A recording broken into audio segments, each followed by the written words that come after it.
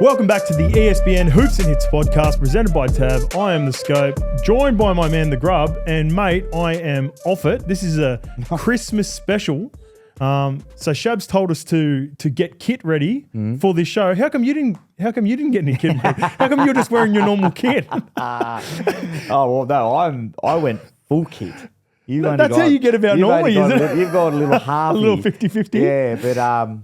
Yeah, but when I asked the partner, the Sabo, I said, we got any Christmas stuff? She's like, we've got the matching pajamas that we got with Bub. And I was like, Looks good, mate. I can't wear that. But hey, man. Does it feel comfortable? Nah. Not at all. All right. Well, let's sort of all our listeners, by the way. That's putting in the hard yards for the people at home who are a huge part of what we do on this show. So that's a big lift for this Christmas special. And this is a great time of the year. We're about to fantasy playoffs.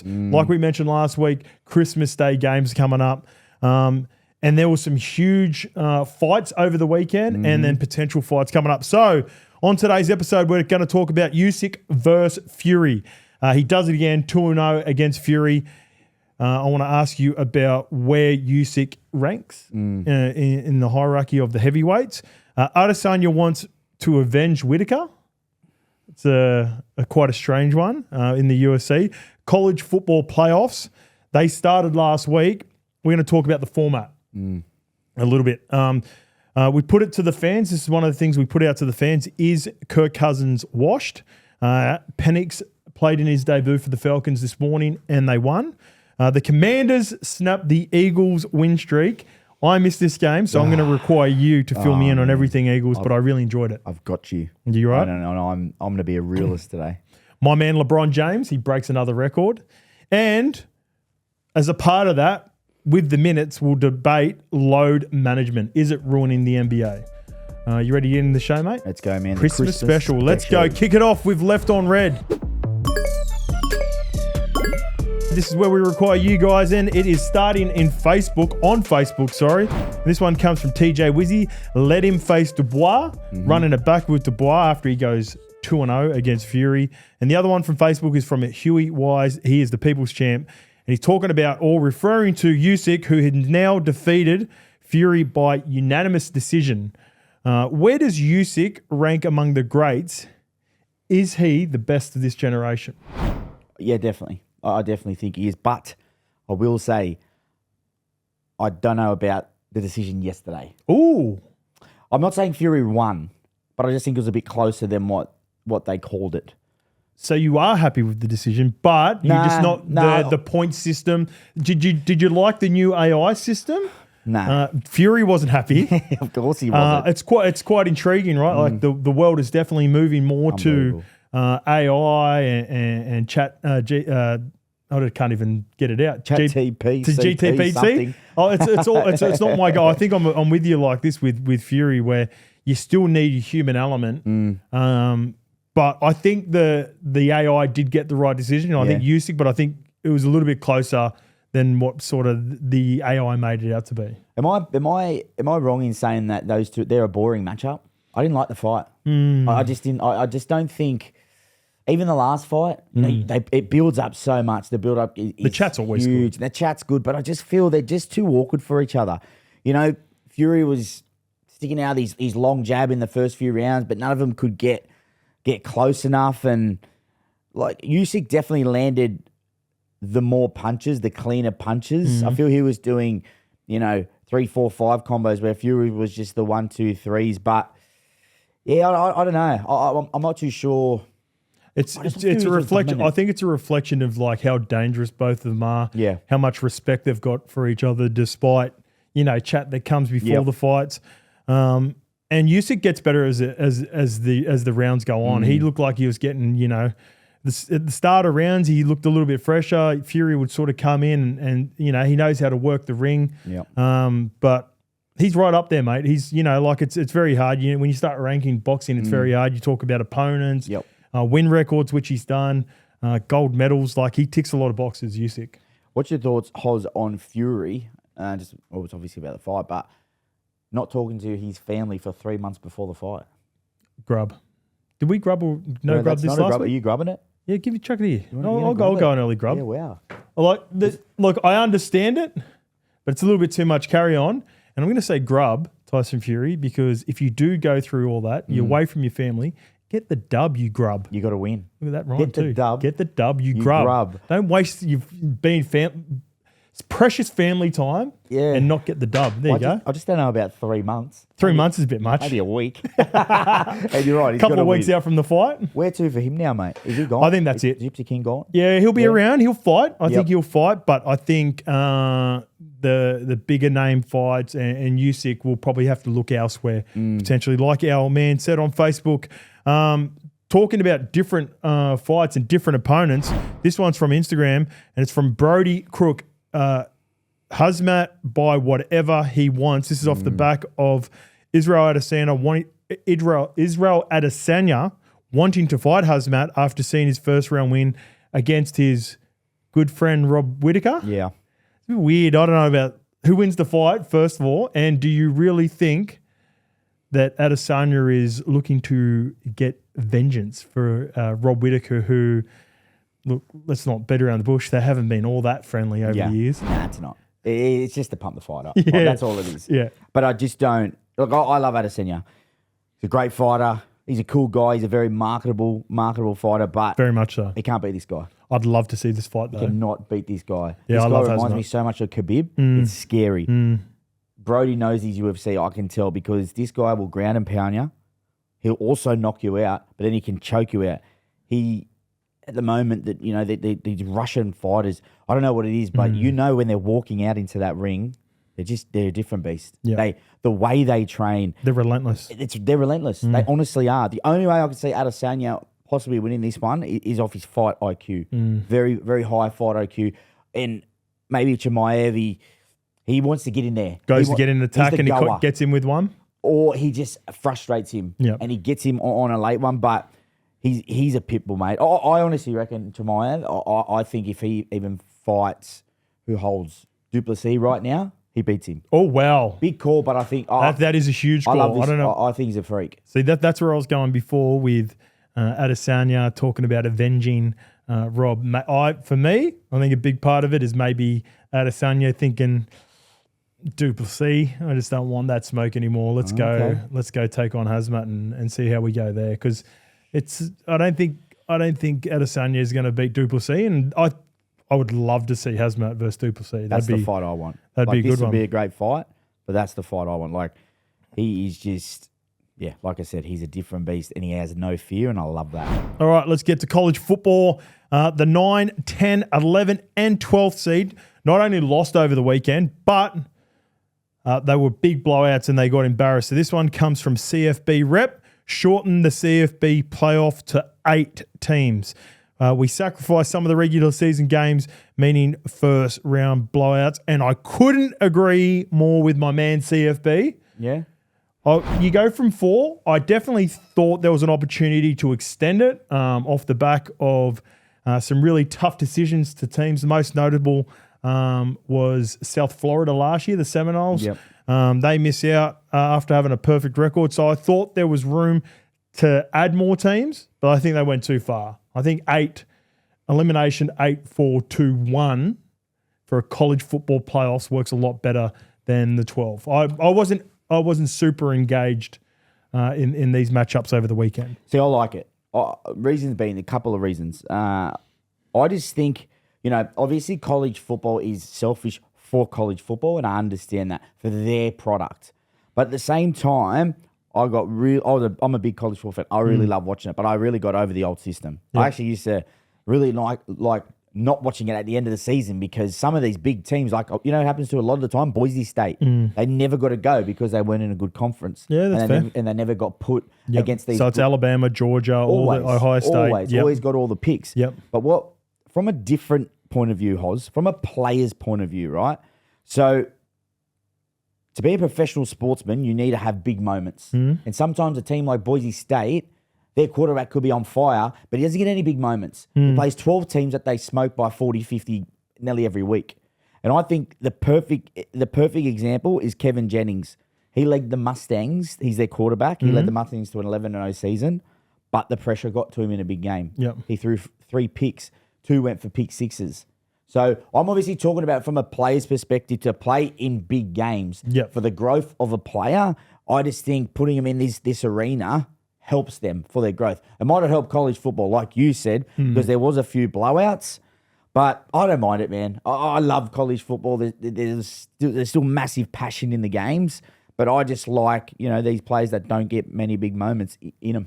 Yeah, get a bit of playoff. Like we said, we go from 4. I think the sweet spot's 8. Yep. For some of the stuff that you said there as well, I think that sort of helped out my argument as well with maybe, getting the chance to represent, but, the schools weren't worthy. So it sort of goes back to favouring the old system. We'll see. I think it's here to stay. I don't think it's going to go anywhere. But anything more else to add to that before we move on to Kirk Cousins? We compare. Let's just compare it to the NRL. We played how many teams in NRL? 16? 17. 17, and there's 8 in the finals. Yeah. How many college schools are there? Oh wow, hundreds. Yeah. So even just 12, I think, is still a great percentage to make it. So. Yeah, that's fair enough. All right, let's move on to Kirk Cousins and the Pennix situation in Atlanta. This one comes from Facebook and it comes from Nicole Hayes. Who cares? He has $100 million guaranteed.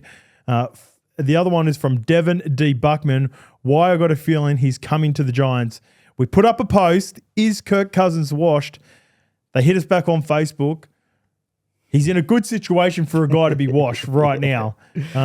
They bench him. Pennix wins.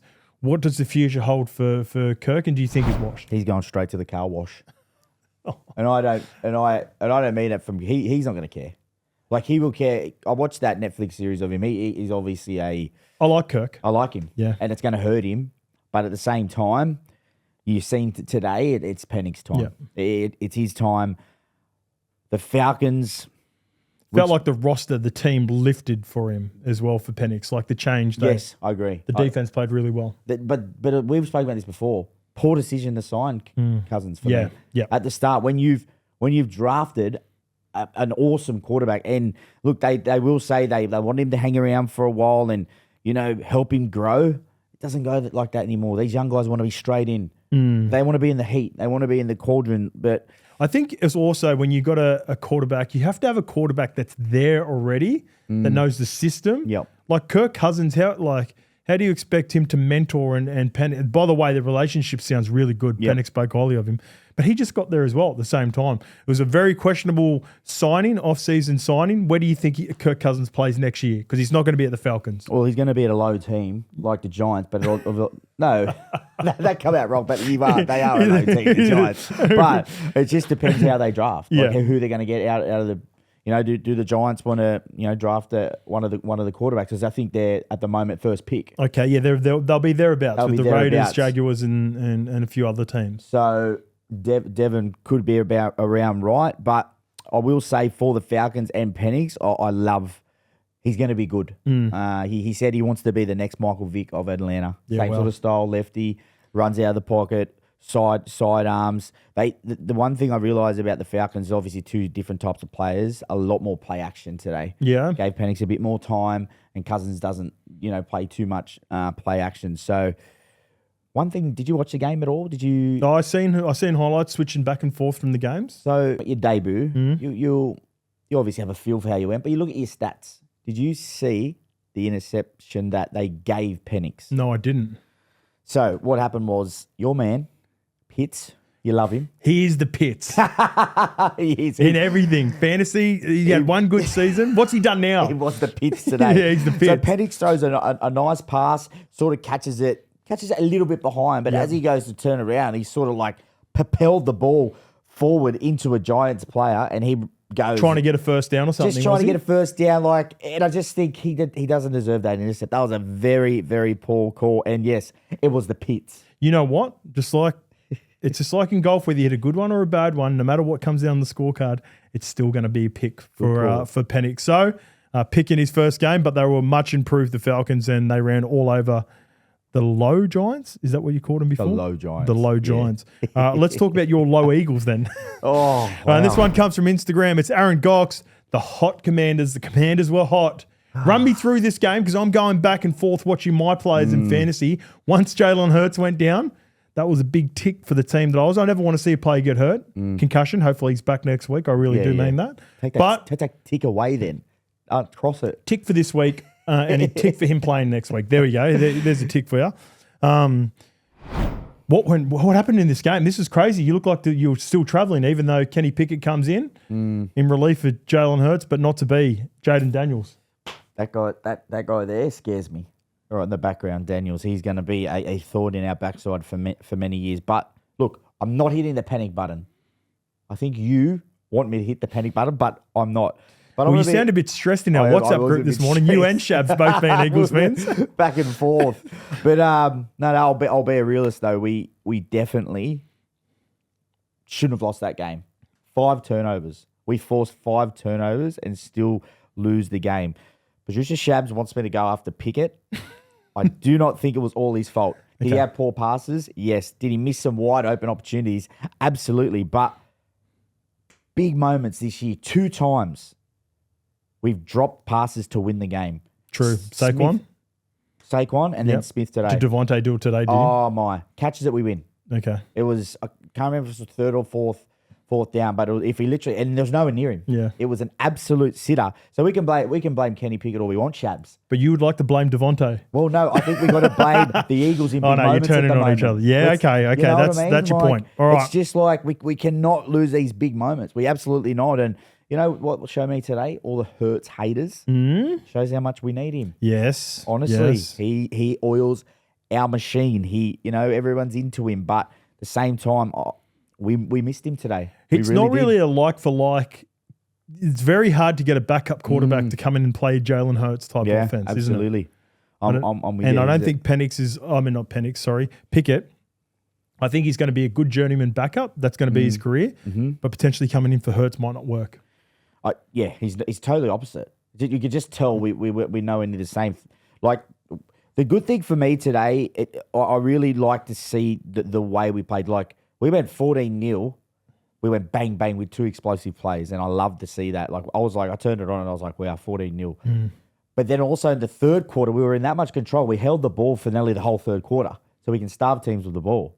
But this makes it all worse that we lost. Yeah, this is a big loss. Huge loss for us possibly having the bye. Back into the 3rd seed now, or does this? I think we're still second. Second seed behind the Lions. Second seed behind the Lions, but yeah. Did you see the CGJ ejection? Ejection, no. He didn't. He got punched. He's the one that he got punched and he got sent. See, this is what I mean. Chuck it here. I'm Grub or no Grub. I'm Grub. Yeah. What are you doing here, mate? Go here, come here. That'll be a good one. He is a grub. See, I don't care. I didn't even see the game. He has been a grub for years. He was a grub at Detroit. He's a grub at Philly. Whatever he did, the refs did a good job by ejecting him. Well, he carries on like a no, they didn't because like an absolute grub every week. They missed a false start also right at the end, and it cost us a game. I never blame refs, but I'm blaming them. I always blame refs. All right, moving on to the NBA Cup. The Milwaukee Bucks, they win it. Yep. Didn't all celebrate all that hard.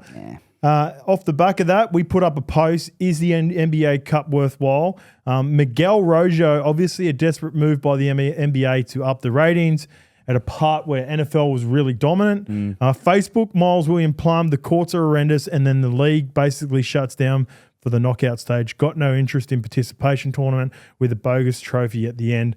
Now, I'll start by saying I think a system that could work, that's worked for us, that we know that works in mid-season, rather than the NBA Cup in the current format, that I think there's a way that it works, but in a knockout competition, like we had in the Super League with the Challenge Cup. So you have 30 teams in the NFL. Maybe you reward, because for those not aware, in the Super League over in the UK, you play against junior, the second division teams as well. So you add the top 2 G League teams at the time. Like it. Put them, make it 32. 32 knockout becomes 16. 16 to 8. 8 to 4. 2 to 1. And you get your NBA Cup champion with not as many sort of useless divisional games, and I think that's the way it could work. And then you trim a few games off the end, because it goes back to there's too many games at the moment for the NBA, and I think that's the trickiest part that they're trying to figure out. And that's why the NBA Cup, I think, exists to keep people engaged when everyone's playing die-hard fantasy playoff football in the NFL right now. Do you think, Hoz, 25 years, these NBA players are going to go down to the pub, the club, whatever they do, and say, I won an NBA Cup? You know, Will, LeBron, but Giannis won't. I just don't Dame Lillard. What about Dame? Like they're having the picture together, and Dame's like holding the trophy, sort of like, this is I didn't come to win this trophy. In saying that, the fashion in which they won, feel like it's starting to come together for Milwaukee. I think they're going to be, with Lillard more on board, Giannis doing Giannis stuff. They definitely need to figure out maybe they need to make another move. They need a third man. Middleton ain't that anymore, and he's been banged up. But with those two, they're going to be a dangerous out in the East. The Bucks. That's the biggest part I took away from the NBA Cup. Yeah, you're right. The Bucks are hitting their straps, but I also just think the one thing, and this isn't the same to, you said about the Super League. One thing, I didn't realize how much it meant to probably the English fellas over there about the Challenge Cup, but they want to win it. It's fully like, I was at Hull FC. They'd won 2 Challenge Cups. Yeah, and I was there. They speak about it like it is grand final. So I suppose if they can get it to that point in maybe your format that they're talking about, maybe they could take it a little bit more seriously. But now you can actually see the players. It's a bit of a G up for them. They'll muck it around. They don't want that. They just want the rings at the end of the year. But every time we speak about the NBA lately, I feel they're in trouble. They're not happy with All-Star. They're not happy with this. Fans aren't happy. Do you think that it's a bit worse than what we think? There's definitely some tweaks that need to be done.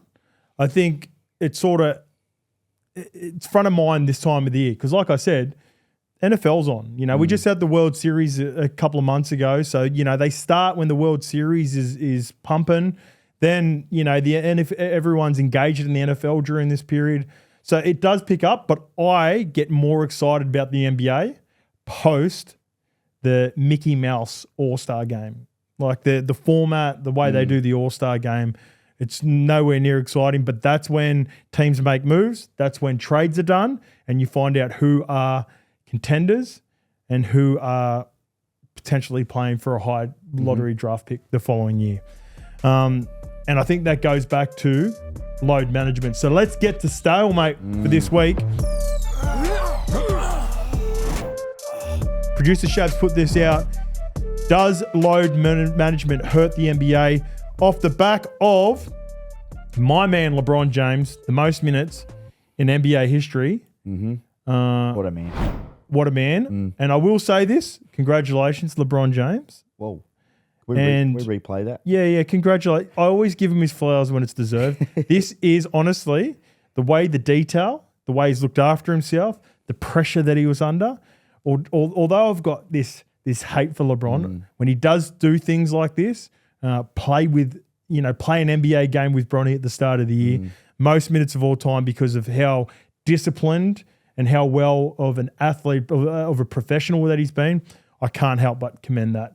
So is it a fair quote to say you hate but appreciate? That's fair. You like that?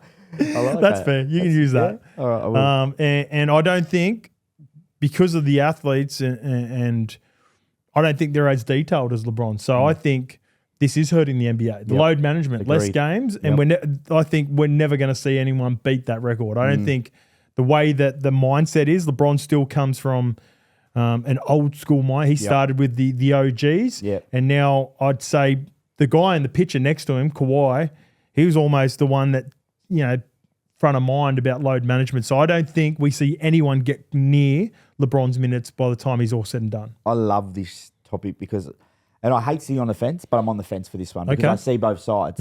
Because, you and I played in an era of, we probably got the front of it, with the likes of Mace being like, be tough, keep going. It was weak to pull out of games or not play the next. You wouldn't even talk about it. If you got a niggle, you play. You played. It's not even chat. There's no chat about it. Yeah. You had to be ruled out. Yeah. But right now, you talk to me, couldn't tell you how many hamstring soft tissues, thousands. Because you're a speed athlete. Well, I reckon I was silly at training at times. No, like being serious. I probably trained sometimes when I shouldn't have. But these guys play instead of, you know what I mean? They're constantly playing. So, well, realistically, I may have played 100 more games, 150 more games. So now I think, well, is that dumb? Yeah. Or is it smart to be tough and try and live up to that expectation of the old school? I can see why you're on the fence. There's an argument for both for sure. Yeah. Do you think because you speak to any of these old guys, Pippen, Jordan, they're going to be like, get on with it. Clyde the Glide. I had him on the interviewed him a couple of months ago. He would have been like that. He played. Are you I feel you'd be old school. Yes, I am. But there are some players more than others where I don't know. And with the Kawhi situation's, quite unique. I just think he's just a guy where his body just can't handle week in, week out basketball. Ben Simmons, our very own here in Australia. He's another guy that just hasn't been able to put game to game, season to season together. So again, it's dependent on the person and on the body and the mindset. Do you think? I also think though that in any sport there's going to be injuries, but you sort of look at the NFL. They only play 17 games. There's still injuries, but is there injuries from playing too many games? Probably not.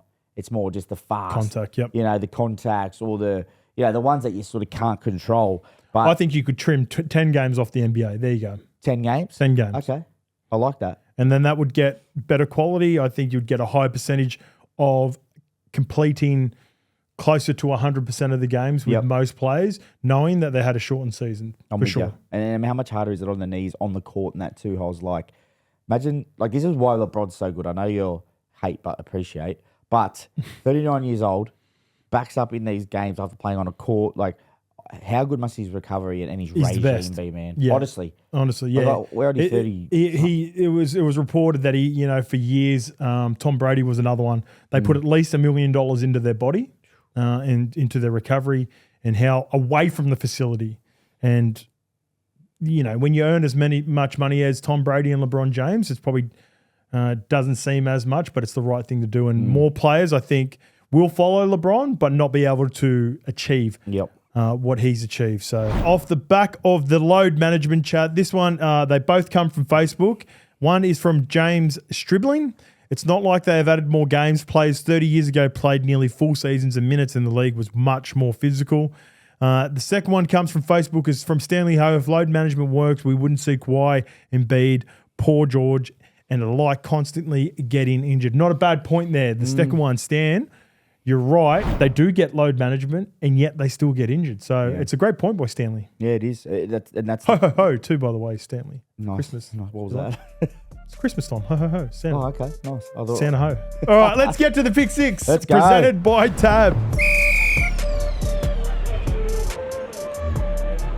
Last week, mate, we went 5 from 6. You went a perfect 3 from 3. I let us down again this week. The Chargers, they win. The Ravens win. The Bills win. All 3 of yours. The Falcons, despite dropping Kirk Cousins, they get the dub. I was worried about both these games. I was probably worried about the Bears a little bit more than the Lions, to be honest. But the Lions win, and the Cardinals lose to the much improved Carolina Panthers. So for this week, we will be doing the Christmas special Pick-6. Do you want to go the first 3 and I'll go the last 3 again? So you get the 2. Yep. By the way, load management. Feel sorry for the Steelers, Chiefs, Texans, and Ravens who having to play within 5 days of what they played on Saturday. And now they're playing Christmas Day, or they're going to be playing Wednesday or Thursday for us over here. So Steelers versus the Chiefs. Well, I'm not worried about load management. I'm worried about turkey control. Because how are they going to stop themselves? You know what I mean? What about turkey, ham? It's that day of the year, man. There's no way I'm eating. Yeah. I'm eating. So you're delaying Christmas with the family to the following day? You have to. Can you organise that? Can you do that? Is that Christmassy? Yeah, you can. Yeah. Yeah, I think, you can now. All right, Steelers versus Chiefs. Yeah, I'm going the Chiefs. I just think. I'm with you. Yes. Texans versus Ravens. I'm going to go the Ravens. Knicks versus Spurs. All right, from a 3 from 3, I'm going to go the Knicks. Yeah, I like the Knicks in those ones as well. You're very hard. Rosters change. They go in and out. Injuries dependent. The Mavs, they've been playing without Luka recently. If Luke is fit and ready to go, I like the Mavs in that game. My man Anthony Edwards, the Timberwolves, been a bit underwhelming this year. Yep. Celtics and 76ers, Celtics. Golden State Warriors versus Lakers.